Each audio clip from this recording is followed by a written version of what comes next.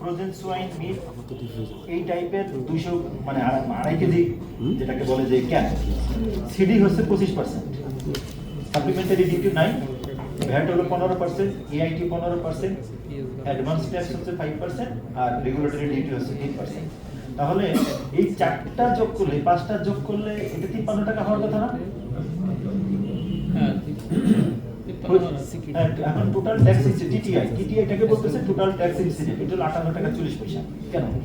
কারণ হচ্ছে আরডি যখন ক্যালকুলেট হয় এই যে 125 টাকার সাথে ওই 3% যোগ হয়, ঠিক আছে? 125 টাকার সাথে 15% যোগ হয়, মানে ওইটার উপরে 15% সিডিটা যোগ হয়, সিডিটা যোগ হয় 158 টাকা হবে। হ্যাঁ, সব মিলিয়ে এটা তো হওয়ার কথা 40 টাকা, 25 15 40 আর হলো 10 50 53 টাকা, আর ওই যে 5 টাকা 40 পয়সা বাড়ছে, কারণ এটা হলো ওই ট্যাক্সের উপরে tax, tax on tax, tax on tax. এটা যেটা বলছিলাম ওই যে উপরেরটা দ্বিতীয়টা ট্যাক্স অন ট্যাক্স আরো কিন্তু এখানে ভ্যাট নাই, সাপ্লিমেন্টারি নাই, কেউ ইচ্ছা করলে কি এই কোডে দিতে পারবে? ওই যে আমি আপনাকে আমি ওই কোডে নেব না, এটা নেব, তাহলে আমার 33 এ চলে আসছে। কিন্তু পারে তো এই কাজগুলো আমাদের সিনিয়র প্রেজেন্টার করে, আমাদের কাস্টমসের সার্ভার করে। আসলে জিনিস আসছে ওই যে 2910 তে 2990 তে ডিক্লেয়ার ওরা এডি চেঞ্জ করে বেশি, হ্যাঁ চেঞ্জ করে কামাই করে, ইনকাম করে। আমি আপনাকে বলতেছিলাম যে একটু আগে যেটা বলতেছিলাম যে আমাকে একটা কোম্পানি অ্যাডভাইস করতে বলছে যে এই ট্যারিফের ইনপুট পলিসি কোন জায়গায় কাজ করলে তার লাভ হবে। সে কি করবে? সে কাস্টমসের সাথে মানে ট্রেড এন্ড কমার্সের সাথে বলবে যে ভাই এই 2040 এই 10 উপরে তুমি এই সিডিটা 10 এর জায়গা পাস করে দাও, আর এইটাকে 0 করে দাও, এটাকে 0 করে দাও। বুঝলেন? হাজার হাজার এইচএস কোড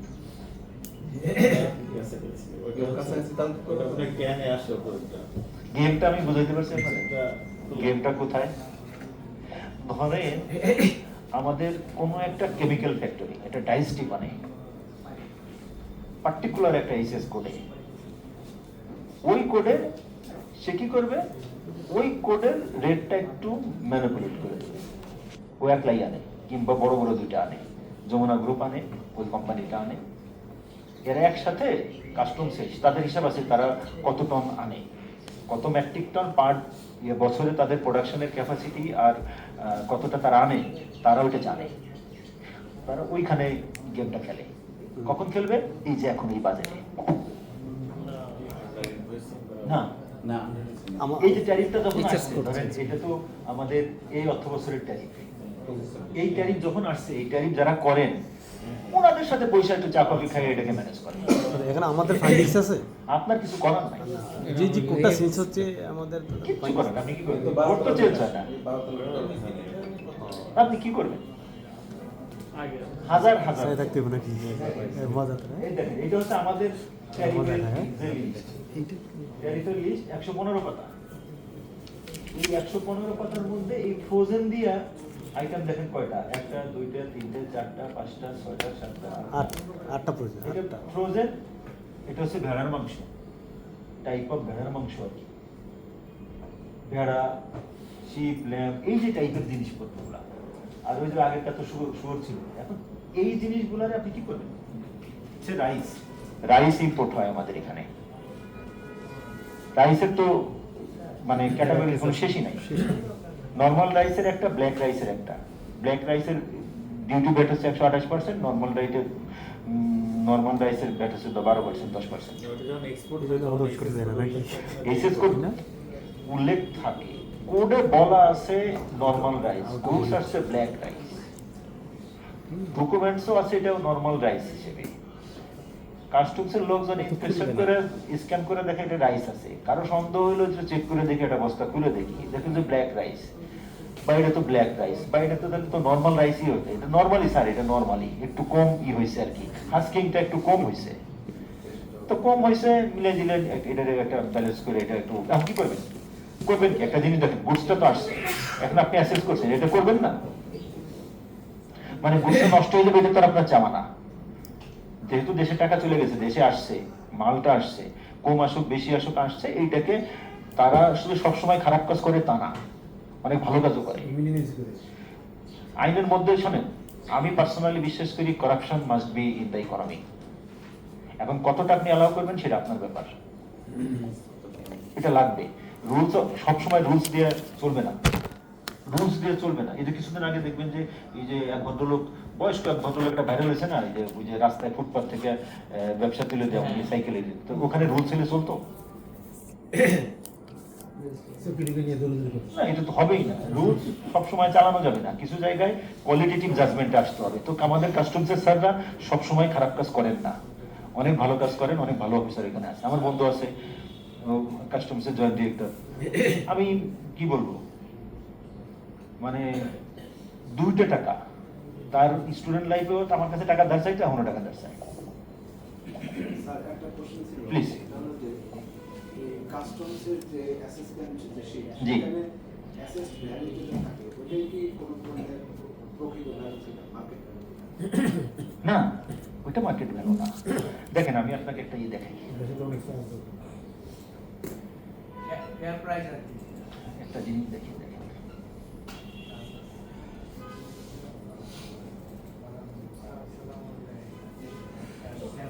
দেখেন, এটা একটা ইনভয়েস, এটা একটা বিল অফ এন্ট্রি।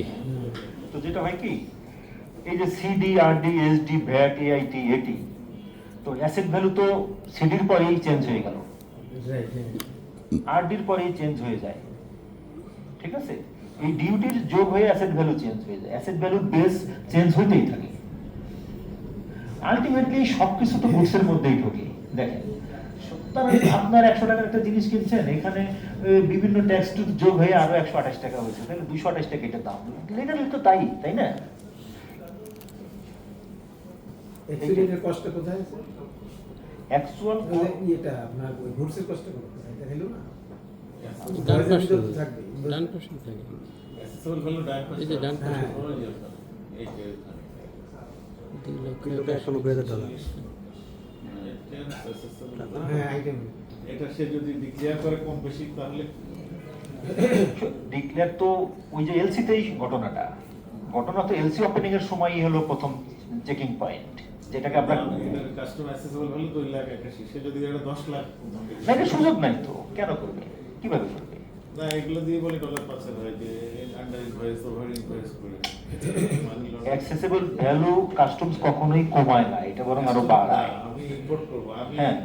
তাকে বললাম যে আমি এটা 10 লাখ ডলার আমি পাঠিয়ে দিলাম, যে আমার এটা মাল 10 লাখ। এখন আপনার দেখেন, এই যে আমরা এসএস কোড দেখলাম, না, 2,81,000 আমরা একটা জিনিস আমরা মিস করছি। দেখেন, কোনো কিছু তো নাম দিয়ে হয় না, কোড দিয়ে হয়।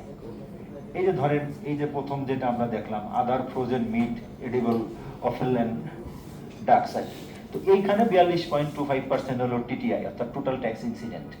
এই যে 42.5 হচ্ছে টোটাল ট্যাক্স ইনসিডেন্ট, মানে 100 টাকার একটা জিনিস হইলে আপনার 142 টাকা 50 পয়সা এসে কষ্ট পড়বে। এখন ব্যাংকারদের ভূমিকা কোথায়? ব্যাংকারদের বিশাল ভূমিকা। ব্যাংকার তো প্রথমে এটা নিয়ে কাজ করে যে এই যে ফ্রোজেন মিট যেটা তুমি বলতেছো, এটার দাম আসলে এটা কিনা, আমরা প্রাইস ভেরিফিকেশন করি, আমাদের ইন্টারনাল মেকানিজম আছে এবং এক্সটার্নাল সোর্স থেকে করি। বলছেন কি আন্ডার ইনভয়েস এগুলো হয় না? অবশ্যই হয়। এখন সমস্যা হলে যে তথ্য আছে এই পুরোটাই আন্ডার ইনভয়েসিং এর তথ্য, আপনি বুঝবেন কিভাবে এটা আসল কোনটা? বাংলাদেশ ব্যাংক বলছে প্রত্যেকটা ব্যাংকের প্রাইস ভেরিফিকেশনের একটা টুলস বানাইতে, অটোমেট মানে একটা ডিজিটালাইজ সফটওয়্যার বানাইতে বলছে, টাইম ব্যাংক বানাইছে।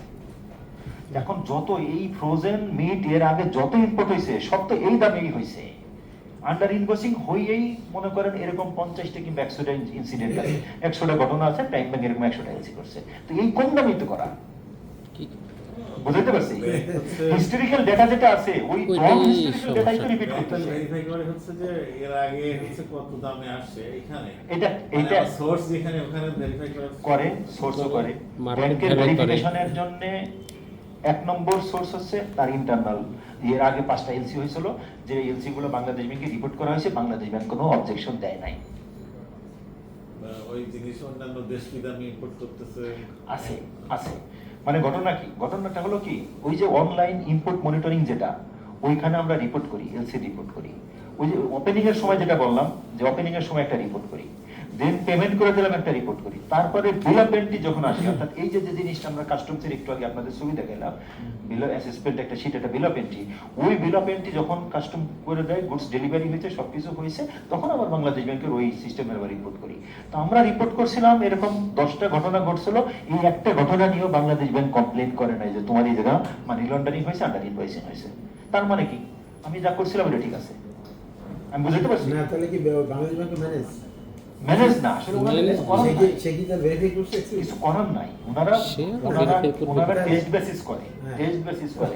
ধরেন এই সিমিলার আইটেম আরো 5টা ব্যাংক কোন দামে করতেছে, ধরেন $2 ব্যবধান, আপনার দেয় না, ধরেন যে একটা কেউ একটা $100 কিনছে, একটা $400 কিনছে, তখন ওনারা এইসব অ্যাড্রেস করে যে ভাই তোমার এটা তো একটা হয়েছে, মানি লন্ডারিং এর ইয়েছে, রেশিওটা তোমরা বেশি হয়েছে। এটা এরকম। তো আমরা খেয়াল করে দেখি যে এরকম সিমিলার আমরা 10টা এলসি করছিলাম, এই 10টা এলসিতে বাংলাদেশ ব্যাংকের কোনো অবজেকশন নাই, কাস্টমার কোনো ঝামেলা করে নাই, সব ঠিক আছে। তার মানে কি আমি এই পিরিয়ডে এই এলসিটা করতে পারি। 5 বছর আগে করছিলাম, ইনফ্লেশন আছে ইন্ডাস্ট্রিতে, সারা বিশ্বে ইনফ্লেশন আছে, ওই ইনফ্লেশন অ্যাডজাস্টমেন্ট আমরা মাথায় নেই যে আগে $5 করছিলাম, এখন তো $6 হচ্ছে, বা $1 দাম বাড়লো কেমন, 5 বছর আগে এলসি, মাঝখানে ইনফ্লেশন হয়েছে, নানান রকমের ঘটনা ঘটে। তো আমাদের কাছে যে ডেটাটা আছে ওইটাও আন্ডার ইনভয়েসিং এরই ডেটা, অনেস্টলি বলতেছি, মানে কিছু করার নাই। তাইলে তো আর আর যত রকমের মানি লন্ডারিং হয় সব এই ট্রেড বেস মানি লন্ডারিং হয়। মানি লন্ডারিং এর 85% হচ্ছে ট্রেড বেস মানি লন্ডারিং, এই পথে হয়। এটা সুন্দর একটা পথ, সহজ পথ। মানে এটা বুঝে শুনে কারো কিছু করার থাকে না। দেখেন আমরা একটা স্যার